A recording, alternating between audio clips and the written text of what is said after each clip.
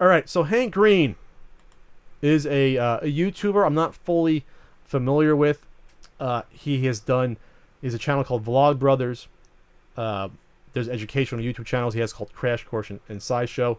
Sure, he's a nice guy. I'm sure he has way more followers than I will ever have on YouTube. He came up with an idea for this Internet Creators Guild. So what this is going to be is a non-profit organization. And its mission is going to be sort of to guide YouTubers in this new age. Because now, obviously, making stuff on YouTube videos, making content entertaining, to a lot of people, that's how they make most of their income, or at least a large chunk. Right. So this is the first organization of its kind that's coming out like this. There's an announcement. I'll read through some of the announcement, but this will be a paid membership. It's not a union, it's a guild. It's going to be membership as low as $5 a month, meaning to me that it could be higher tiers, maybe if it's monthly. I don't know. There's not a lot of details right now. But since it's the first of its kind, I want to go through this. So Hank pointed out that there are, let's see, at 100,000 views a month, you're still making a fairly significant bit of income from YouTube. If you can do it consistently, about $2,500 per year. And that's a lot of people on YouTube. That is tens of thousands of people, if not hundreds of thousands of people. I believe actually in the article somewhere it says that's about 300,000 people a month who hit that mark. Yeah, there it is, 300,000. Oh, I was right without even reading the article. Hundreds of thousands of people. Yes, that's right. That's not 2,500 a year is not chump change, even if it's just a hobby. Yep. Put out a few videos a month in my spare time. That's 100,000 views a month, according to him here, and that's is that accurate? I don't want to start nitpicking this close. I'll have to look at the numbers more later. I'll trust him though. Okay, there's a lot that goes into CPMs, but if it's an average, I guess that's fine. I'll trust him. He's a huge YouTuber. Okay, so the problem is that according to Hank, there's no system, this is in his words, no system for protecting creators, many of whom have no experience in any industry, let alone the notoriously cutthroat entertainment industry. He's got a good point because the traditional entertainment industry has taken over YouTube. You have big companies like Disney, CBS, how their claws in it, and the big money's in it. They bought out a lot of the big the networks on YouTube. It's really compacted. There's still not a lot of crossover, but all the traditional entertainment people have their money in YouTube. So he wants to create this guild to help people out. It seems like they want to I don't know, shepherd the newbies into it. Some of the things that they want to do, they want to share stories and strategies from creators that will be available only to members. They want to act as a bridge between creators and platforms and advise platforms how to best serve creators. Clarify the role of new products and developments in the world. Advise conferences and events on how to create great conversations. Share useful information on everything from dealing with stalkers to understanding your audience. That's a pretty big one. Foster diversity in online video content. Provide case studies of successful strategies for community building and monetization. I could see that as useful for someone who's new. Provide and explain sample contracts for sponsors, managers, MCNs, merchants, and merchandise and agencies. I feel like that's also very important. There's a number of other bullet points here that I feel like are a bit more fluffy. Yeah, I'll go through a few that are kind of weird to me. But some of the things they will not do. They will not get into the game of picking and choosing what kind of content is or is not good for the world. That's good. That's left up to individuals to decide whether, because otherwise the IGG will become the Internet Morality Police, which sounds like an awful job. They will not rile up angry mobs. I don't know who would ever consider that. They want to work with all stakeholders. They will amplify voices, and it will take positions. I'm interested to know how that would actually work in actuality.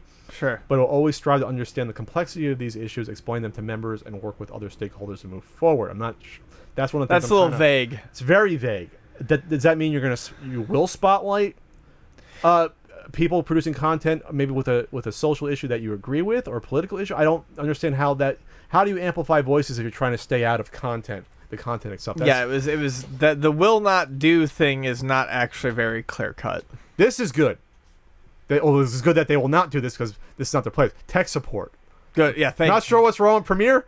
Your uploads take too long. That's not what they're there for. How that is incredibly fucking smart of them because that's where all their time and effort would go. Yeah.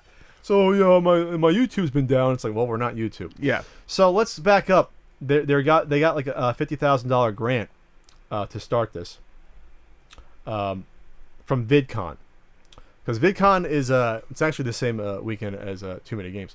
VidCon's the biggest sort of YouTuber event.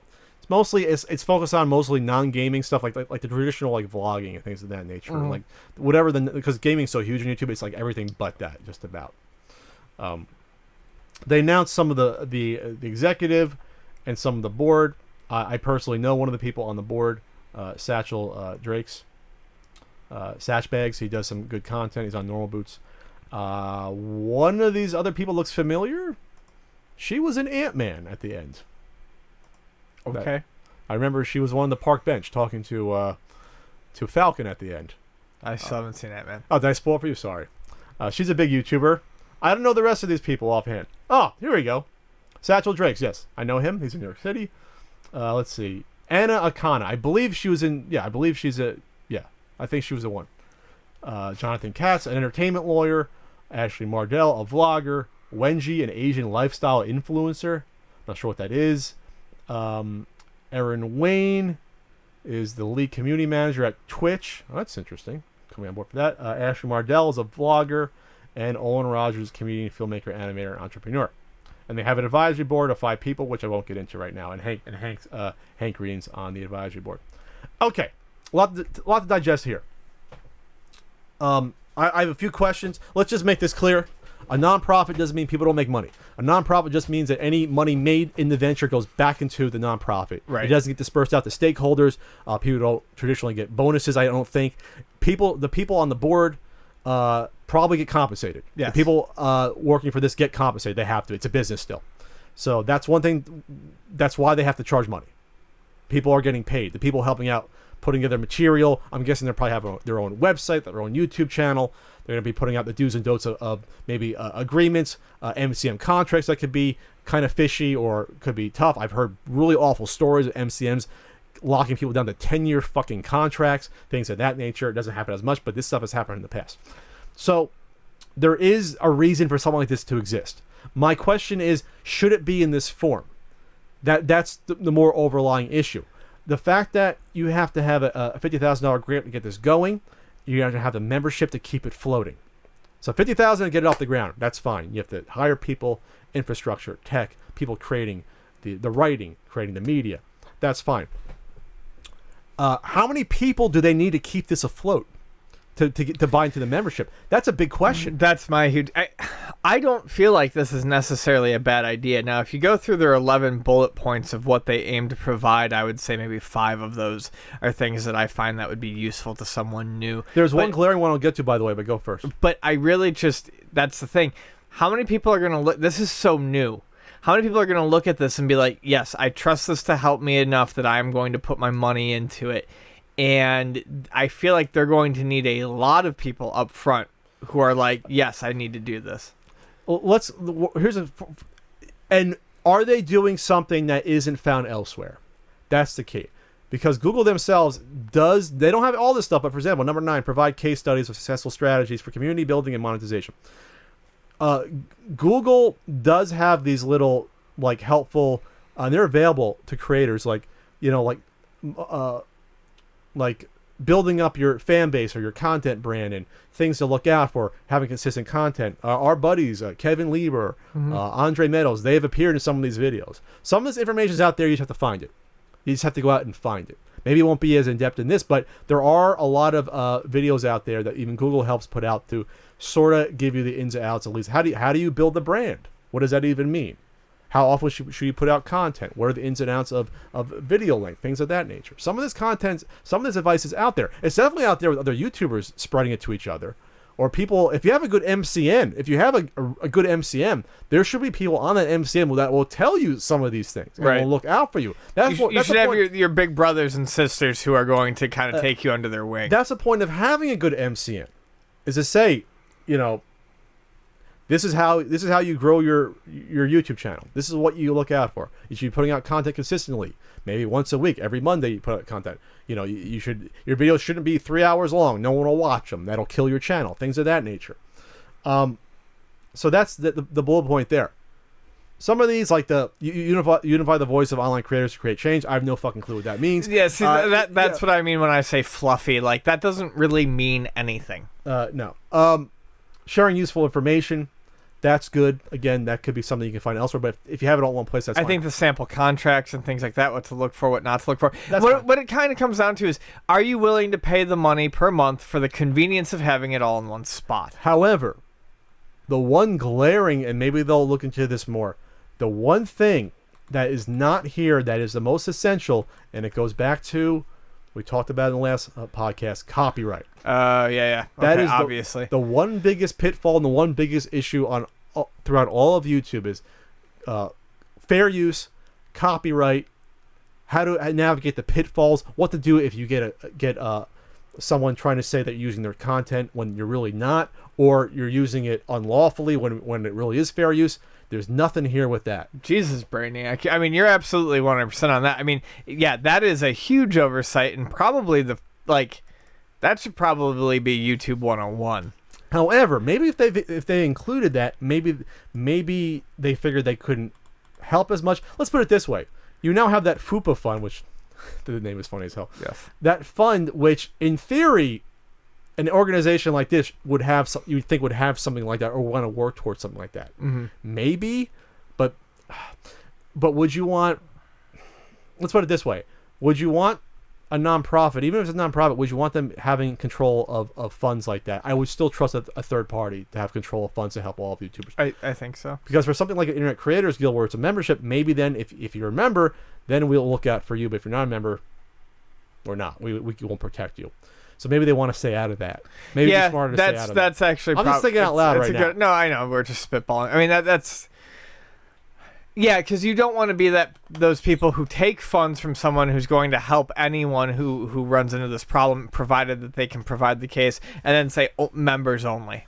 Otherwise, you're screwed. One other huge question: wouldn't this have been perfect for a Kickstarter?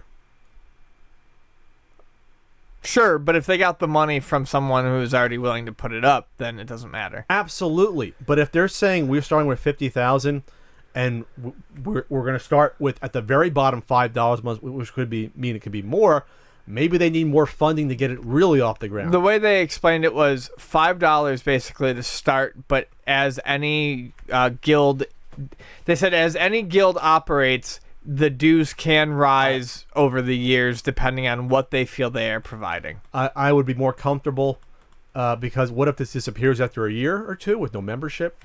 Sure. Does the money say? I'm not saying it's going to happen. I always got to think worst case scenario with something like this. Say I put in my $5 a month, $60 a year, and then other people do it too. What if 1,000 people do it? What if 500 people do it?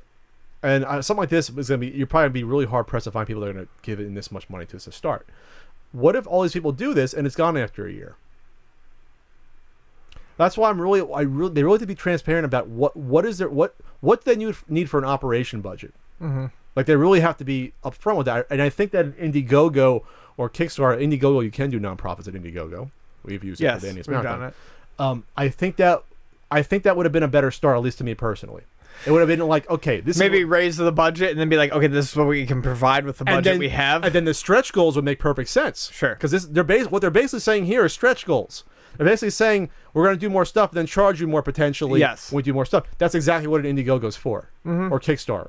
Yeah, I think it probably would have been better to see what kind of budget they could have gotten instead of just taking a static amount. Plus, you would have gauged actual interest. That's true. I think that probably would have been the better. I'm not poo-pooing this idea. In theory. No, I think in theory it's a good idea. It's just in practice. I just have to see. It's just going to be really careful about how this sort of gets out. This can't stumble out of the gate. If it stumbles out of the gate, the viability, I think, long term, it will be questionable. They really have to have all their ducks in a row, I think, in doing this. But I wish them luck, and hopefully a lot of people get help, a lot of useful information out of this, and hopefully in the coming months we'll see more solid points on how this is going to be structured.